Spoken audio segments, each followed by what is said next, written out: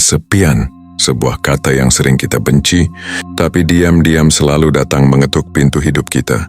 Mungkin kamu pernah merasakannya, duduk di sebuah kafe ramai, musik keras, tawa orang-orang berseliweran, tapi entah kenapa hatimu tetap kosong. Atau malam itu kamu scroll media sosial berjam-jam, melihat kehidupan orang lain tampak sempurna, sementara kamu merasa hidupmu hanya berputar-putar di tempat. Ada perasaan aneh yang tak bisa kamu jelaskan, seakan kamu sendirian meski dunia penuh dengan suara. Dan saat kesepian itu datang, kita sering buru-buru lari. Kita sibukkan diri dengan apa saja. Netflix, game, chat, kerja tanpa henti. Bahkan kadang kita mencari pelarian pada hal-hal yang merusak. Kita takut duduk sendirian bersama rasa hampa itu, karena kesepian terasa seperti musuh yang menggerogoti jiwa. Tapi coba dengarkan baik-baik. Bagaimana kalau selama ini kita salah? Bagaimana kalau kesepian bukan musuh? Bagaimana kalau ia justru pintu yang menuntunmu mengenali siapa dirimu yang sebenarnya? Stoikisme sudah lama mengingatkan, manusia sering lari dari dirinya sendiri, lebih jauh daripada ia lari dari musuhnya. Sedangkan Islam lebih jelas lagi. Rasulullah SAW memilih menyendiri di gua Hira bertahun-tahun sebelum wahyu pertama turun. Bukankah itu juga kesepian? Tapi dari kesepian itulah cahaya pertama bagi dunia lahir. Kesepian jika kita berani masuk ke dalamnya bukan kehancuran. Ia adalah panggilan. Pintu menuju sebuah ruang yang sering kita abaikan. Ruang hati. Bab 1. Kesepian itu bayangan yang selalu mengikuti. Kesepian ibarat bayangan. Ia tak pernah benar-benar hilang. Meski kadang samar. Saat kita kecil, ia muncul ketika teman-teman tak mau bermain dengan kita. Saat remaja, ia muncul ketika kita merasa tak cukup cantik atau tak cukup pintar dibandingkan yang lain. Saat dewasa, ia berubah wujud. Mungkin dalam bentuk patah hati, kegagalan, atau sekadar merasa tak ada yang benar-benar mengerti kita. Kesepian bukan sekadar tidak ada orang di sekitar. Ia bisa hadir bahkan ketika kita berada di tengah ribuan orang. Itulah kesepian modern. Kita terhubung lewat ribuan notifikasi, tapi semakin jauh dari hati kita sendiri. Stoikisme mengajarkan bahwa kesepian sebenarnya hanyalah interpretasi pikiran. Marcus Aurelius menulis dalam Meditation, manusia tidak terganggu oleh dunia luar, tapi oleh pandangannya sendiri tentang dunia itu. Artinya, kesepian bukan karena orang lain meninggalkan kita, tapi karena pikiran kita sendiri merasa kosong tanpa pengakuan mereka. Islam pun mengajarkan hal yang sama dengan bahasa berbeda. Allah berfirman dalam surat Al-Hadid ayat 16, "Belumkah tiba waktunya bagi orang-orang yang beriman untuk tunduk hati mereka mengingat Allah dan kepada kebenaran yang telah turun?" Kesepian sering hadir karena hati kita terlalu lama jauh dari sumber sejati, Allah. Kita mencari validasi dari manusia, padahal manusia pun sama-sama rapuh. Kita mengharapkan pelukan dunia, padahal dunia tak pernah bisa sepenuhnya memeluk kita. Contoh nyata sederhana, bayangkan seseorang yang setiap hari sibuk upload story, berharap banyak orang melihat like atau komentar. Jika sepi ia gelisah, jika ramai ia lega. Tapi coba tanya, benar-benar lega? Atau hanya lega sementara? Besok ia harus ulangi lagi karena hati tetap kosong. Inilah bentuk kesepian paling halus di zaman ini. Haus validasi. Disinilah rahasia pertama, kesepian bukan musuh. Ia hanya bayangan yang mengingatkan kita untuk berhenti sejenak, menoleh ke dalam. Bayangan itu tak bisa kita musnahkan, tapi bisa kita peluk. Aku tidak sendirian. Kesepian bukan tanda kelemahan, tapi undangan untuk kembali pada diriku sendiri. Dalam sunyi aku sedang dipanggil untuk pulang. Bab 2. Cermin retak di dalam diri. Pernahkah kamu merasa sudah berusaha sekuat tenaga, tapi hasilnya selalu saja nihil? Seakan-akan hidup menutup semua pintu. Bahkan jendela pun tak terbuka. Kamu sudah capek kerja, capek doa, capek berpikir positif, tapi yang datang hanya kecewa. Saat itu apa yang biasanya kamu lakukan? Kebanyakan orang menyalahkan dunia. Mereka bilang mungkin waktunya belum tepat atau mungkin rezeki belum jadi bagian gue. Padahal seringkali masalahnya bukan pada dunia. Masalahnya ada di dalam diri, di ruang hati yang sudah penuh sesak oleh emosi busuk. Iri adalah cermin retak di dalam jiwa. Saat hati sudah penuh iri, kamu tidak bisa lagi melihat siapa dirimu sebenarnya. Kamu melihat kesuksesan orang lain tapi pantulannya menyiksa, bukan memotivasi. Kamu melihat kebahagiaan orang lain, tapi yang terasa justru luka lama. Dan yang lebih tragis, iri itu tak pernah datang sendirian. Ia selalu membawa temannya, dengki, benci, minder, dan rasa tidak cukup. Bayangkan dirimu seperti rumah yang seharusnya menjadi tempat nyaman, tapi karena cermin iri sudah pecah, Setiap kali ada cahaya rezeki masuk, yang terlihat justru bayangan yang terdistorsi. Rezeki itu datang tapi tidak pernah bisa kamu syukuri. Al-Quran pernah mengingatkan tentang hal ini. Dalam surat Al-Falaq, Allah memerintahkan kita untuk berlindung dari kejahatan orang yang hasad, iri ketika ia melampiaskannya. Itu artinya iri bukan sekadar penyakit jiwa, tapi racun yang bisa merusak kehidupan nyata. Dan ironisnya, iri sering menyamar jadi ambisi. Kamu pikir, gue pengen kayak dia biar hidup gue juga berubah. Tapi di balik kalimat itu, ada energi gelap yang menggerogoti. Ambisi itu tidak lagi murni motivasi, melainkan luka yang kamu tutup dengan obsesi. Sekarang coba tarik napas dalam-dalam. Tanyakan ke hatimu dengan jujur. Apakah selama ini aku bekerja karena ingin hidupku lebih baik, atau hanya karena aku ingin buktikan kalau aku bisa kalahkan orang lain? Kalau jawabannya adalah yang kedua, maka jangan kaget kalau keberlimpahan menjauh. Magnet rezeki tidak bisa ditarik oleh energi busuk. Allah tidak akan menitipkan nikmatnya pada hati yang masih sibuk membanding. Bab 3. Racun halus yang menghancurkan doa. Bayangkan ini, setiap malam kamu angkat tangan berdoa sepenuh hati. Kamu sebut nama Allah dengan penuh harap. Kamu minta jalan keluar dari masalahmu. Kamu mohon rezeki yang lapang. Dari luar kelihatannya doa itu tulus, tapi tanpa sadar, di balik doa itu ada racun halus yang kamu bawa. Racun itu bernama iri. Ia merayap pelan, masuk ke dalam setiap kata doa yang keluar dari mulutmu. Kamu minta rezeki bukan karena ingin cukup, tapi karena tidak tahan melihat orang lain lebih dari kamu. Kamu mohon dipermudah, tapi dalam hatimu ada suara lirih. Kenapa dia bisa, kenapa bukan gue? Itulah racun yang menghancurkan doa. Iri membuat doamu kehilangan energi suci, karena doa itu seharusnya lahir dari hati yang bersih, hati yang pasrah, hati yang yakin pada Allah, bukan hati yang dipenuhi rasa banding dan benci. Rasulullah pernah bersabda, "Janganlah kalian saling hasad, karena hasad itu memakan kebaikan sebagaimana api memakan kayu bakar." Hadis riwayat Abu Daud. Perhatikan baik-baik. Api tidak pernah pilih-pilih kayu. Semua yang ia sentuh ia habiskan. Begitu pula iri. Ia bukan hanya menghancurkan amalmu, tapi juga menggerogoti doa-doa yang kamu panjatkan. Kamu merasa sudah berdoa dengan sungguh-sungguh, tapi mengapa jawaban tak kunjung datang? Bisa jadi racun iri itu yang menutup pintu langitmu. Iri membuat kamu sibuk memikirkan hidup orang lain, hingga lupa bersyukur atas hidupmu sendiri. Padahal syukur adalah magnet doa. Semakin kamu melihat nikmat kecil yang sudah ada, semakin besar peluang doa-doa besarmu diijabah. Bayangkan dua orang yang berdoa. Yang pertama berdoa dengan hati iri. Ya Allah, berilah aku rezeki sebesar si A. Aku ingin seperti dia. Yang kedua berdoa dengan hati bersyukur. Ya Allah, terima kasih atas setiap nikmat-Mu. Lapangkan rezekiku agar aku bisa memberi lebih banyak. Mana yang lebih mungkin Allah dengar dengan kasih sayangnya? Doa bukan sekadar kata-kata. Dia adalah frekuensi hati. Dan frekuensi hati yang kotor tak pernah bisa menembus langit. Kalau malam ini kamu masih berdoa dengan rasa iri, sadarilah, mungkin bukan Allah yang menolakmu, tapi hatimu sendiri yang menutup jalannya doa. Bab 4. Mengapa iri membuat magnet rezekimu lemah? Bayangkan hatimu seperti sebuah magnet. Magnet ini bekerja dengan menarik hal-hal yang seirama dengannya. Kalau hatimu dipenuhi syukur, ia menarik kejernihan, ketenangan, peluang, dan rezeki yang datang dari arah tak terduga. Tapi kalau hatimu dipenuhi iri, magnet itu melemah, bahkan bisa terbalik. Bukan menarik kebaikan, tapi justru mendorongnya menjauh. Iri itu seperti karat di besi. Karat tidak langsung menghancurkan besi, tapi sedikit demi sedikit ia mengikis kekuatannya. Begitu pula iri, ia tidak langsung menghancurkan hidupmu, tapi perlahan menggerogoti daya tarik rezekimu. Kamu tetap bekerja, tetap berusaha, tetap berdoa, tapi hasilnya selalu seret. Kenapa? Karena energi hatimu lemah. Dalam stoikisme, ada satu prinsip sederhana. Fokuslah pada apa yang bisa kamu kendalikan. Lepaskan yang tidak bisa kamu kendalikan. Tapi apa yang dilakukan orang yang hatinya iri? Mereka justru terjebak pada hal-hal yang tidak bisa dikendalikan. Pencapaian orang lain, gaji orang lain, nasib orang lain. Alih-alih mengarahkan energinya pada usaha memperbaiki diri, ia malah membuang energi untuk membandingkan hidupnya dengan hidup orang lain. Islam pun menegaskan hal yang sama. Allah berfirman dalam surat An-Nisa ayat 32, "Dan janganlah kamu iri hati terhadap apa yang Allah karuniakan. Kepada sebagian kamu lebih banyak dari sebagian yang lain." Ayat ini jelas, iri itu bukan hanya dosa, tapi juga buang-buang waktu. Karena setiap manusia sudah punya takarannya masing-masing.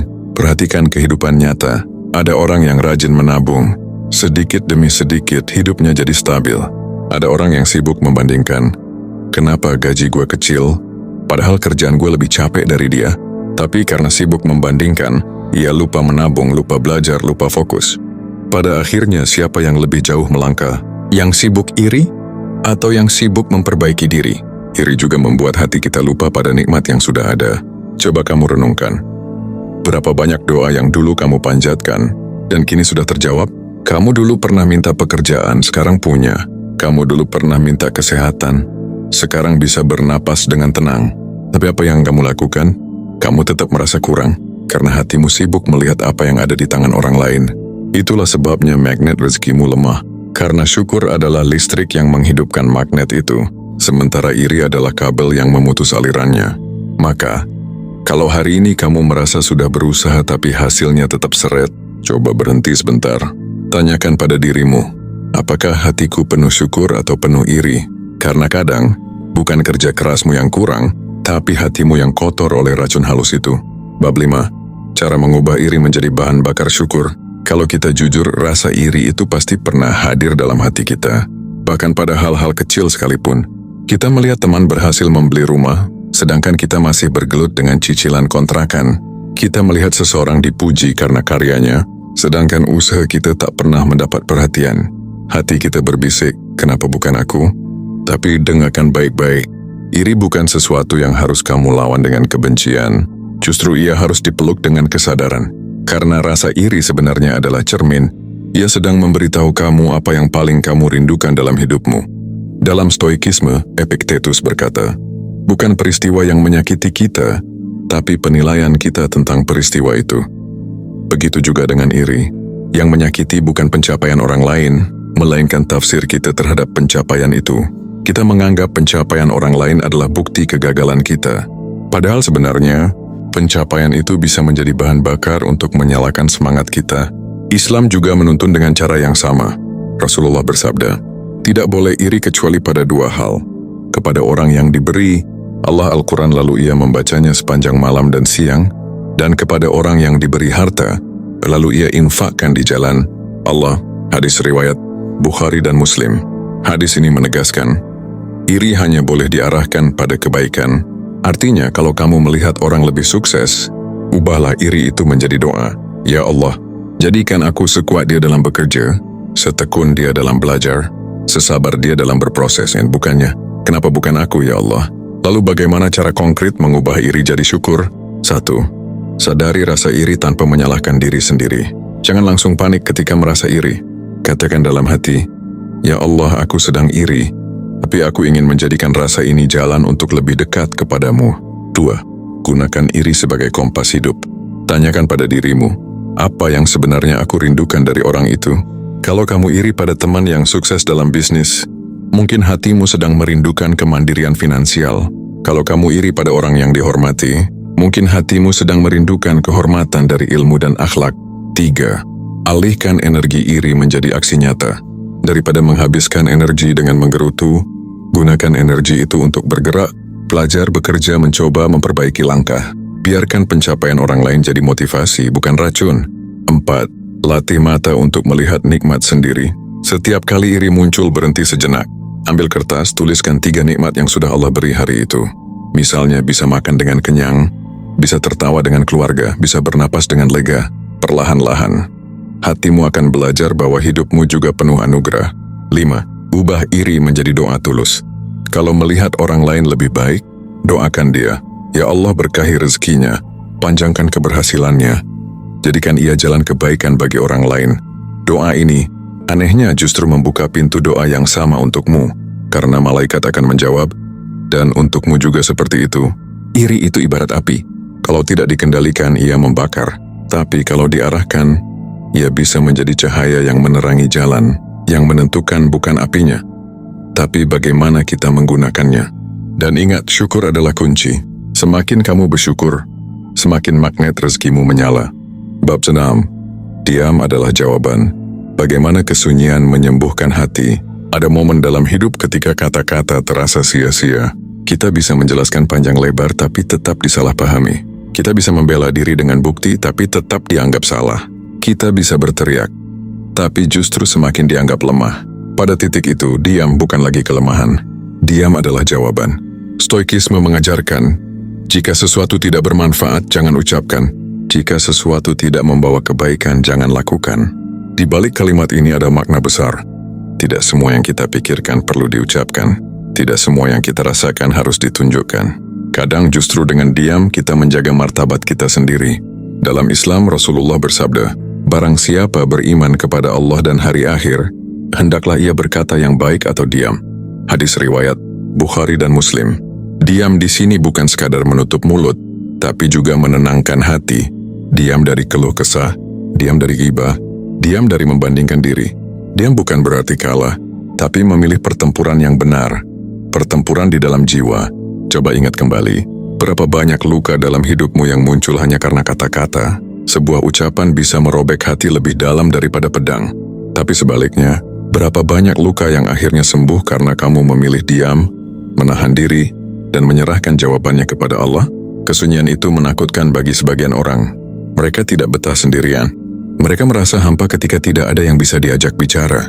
Tapi sesungguhnya, dalam kesunyianlah kamu menemukan siapa dirimu sebenarnya. Kesunyian adalah ruang yang Allah ciptakan, agar kamu bisa mendengar suara hati yang selama ini tertutup, kebisingan dunia. Dalam kesunyian, kamu bisa bertanya, apa yang benar-benar aku cari dalam hidup ini? Kenapa aku merasa hampa meski punya banyak hal? Apa arti rezeki kalau hati tetap gelisah? Diam itu seperti jeda dalam musik. Bayangkan sebuah lagu tanpa jeda, tanpa hening. Itu bukan lagu, tapi hanya bising. Begitu juga hidupmu. Kalau tidak ada jeda untuk diam, hidupmu hanya akan penuh kebisingan tanpa makna. Diam juga menyembuhkan energi. Pikiranmu adalah magnet rezekimu. Tapi kalau pikiran terus bising, magnet itu lemah. Dengan diam, dengan menenangkan batin, kamu sedang mengisi ulang energi hatimu. Seperti HP yang butuh di-charge, jiwa pun butuh diam. Dan dalam diam, kamu belajar syukur. Ketika kamu berhenti berlari mengejar validasi, berhenti membandingkan, berhenti berkeluh kesah, kamu baru sadar betapa banyak nikmat yang sudah ada. Nikmat bisa duduk tenang, nikmat bisa melihat langit, nikmat bisa bernapas tanpa rasa sakit, nikmat bisa mendengar suara hati yang jujur. Maka jangan takut pada diam, jangan lari dari kesunyian. Justru dalam diam itulah, kamu menemukan jawaban yang tidak bisa diberikan oleh kata-kata. Diam bukan sekadar sikap, diam adalah ibadah. Diam adalah cara Allah menuntunmu untuk pulang pada dirimu sendiri. Bab 7, syukur adalah magnet. Mengapa rasa terima kasih membuka pintu rezeki? Bayangkan hidupmu seperti sebuah ladang. Kalau ladang itu kamu rawat dengan sabar, kamu sirami dengan rasa syukur, ia akan menumbuhkan tanaman yang subur. Tapi kalau kamu abaikan, kalau kamu hanya mengeluh tanahnya keras, cuacanya buruk, bibitnya jelek, ladang itu tidak akan pernah menghasilkan apa-apa. Syukur adalah air yang menyuburkan tanah hatimu. Dan tanah hati yang subur itulah yang akan melahirkan magnet rezeki. Stoikisme mengajarkan bahwa kebahagiaan bukan datang dari apa yang kita miliki, tapi dari bagaimana kita mempersepsinya. Marcus Aurelius berkata, kekayaan sejati bukan pada banyaknya harta, tetapi pada sedikitnya kebutuhan.